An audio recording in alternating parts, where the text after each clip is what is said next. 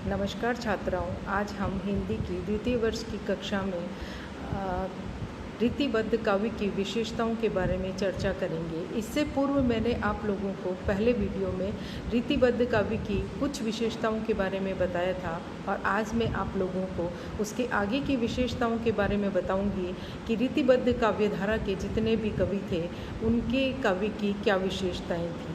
हम अलंकार विवेचन की तक पढ़ चुके थे और उसके बारे में विचार कर चुके थे। आज मैं फिर आप लोगों को अलंकार विवेचन से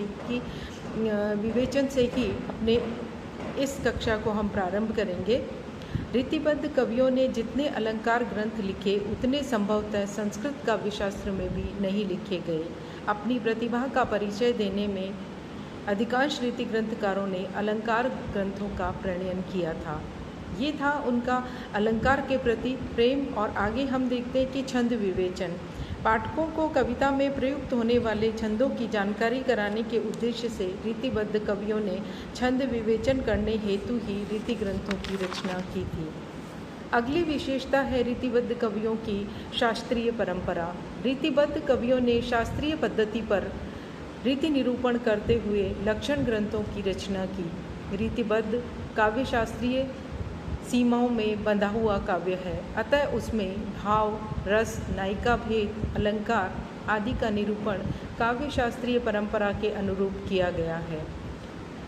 हम रीतिबद्ध कवियों की विशेषताओं के बारे में जब भी बात करते हैं तो हम देखते हैं कि इन कवियों ने चूँकि परंपरा से बंधे हुए होने के कारण कभी भी स्वच्छंदतापूर्वक कि काव्य में प्रेम के बारे में चर्चा नहीं की। इसलिए हम देखते हैं कि इनकी अगली विशेषता स्वच्छंद, संयम, प्रेम का अभाव।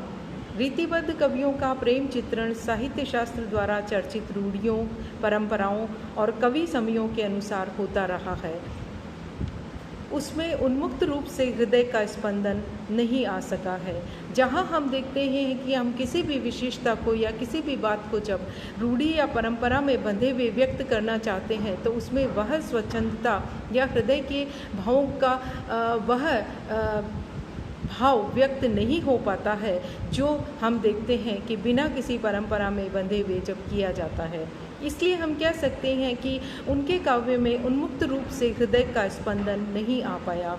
इन रीतिबद्ध कवियों का प्रेम रसिकता की कोटि से आगे नहीं बढ़ पाया था। इसी प्रकार सौंदर्य चित्रण की जब चर्चा करते हैं तो हम देखते हैं कि रीतिकाल के सभी कवि प्रेम और सौंदर्य के कवि हैं। रीतिबद्ध कवियों ने सौंदर्य के स्थूल एवं मांसल चित्र अंकित करते हुए नायिका के नक्सिक चित्रण में अपनी रुचि प्रदर्शित की है। इन्होंने अपने नायिकाओं का जब भी वर्णन किया तो उसमें उन्होंने नक से लेकर सिक तक उनके सौंदर्य का वर्णन किया। आगे हम बढ़ते हैं तो हम देखते हैं कि रीतिबद्ध कवियों की जो भाषा थी वो काव्य की भाषा किस प्रकार थी। भाषा के परिष्कृत और प्रांजल रूप पर रीतिबद्ध कवियों की दृष्टि नहीं थी। उन्होंने प्राकृत अपभ्रंश शब्द प्रयुक्त करके शब्द रूप एकता की अवहेलना की तथा पश्चिमी ब्रज भाषा और पूर्वी अवधी भाषा के तालमेल द्वारा इनकी भाषा विकृत हो गई थी। रीतिबद्ध कवियों की ये निम्नांकित विशेषताएं हैं जो हमें इनके काव्यों में दिखाई देती है।